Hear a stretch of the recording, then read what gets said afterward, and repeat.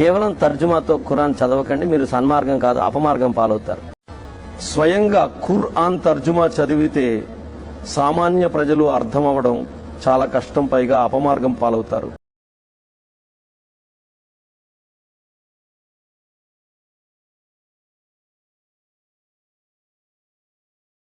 నిశ్చయంగా మేము ఖురాన్ను అర్థం చేసుకోవటానికి గాను సులభతరం చేశాము.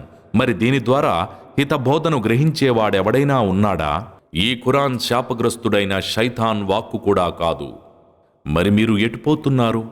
ఇది సమస్త లోకవాసుల కొరకు హితోపదేశం, ముఖ్యంగా మీలో రుజుమార్గాన నడవదలచిన వారి కోసం.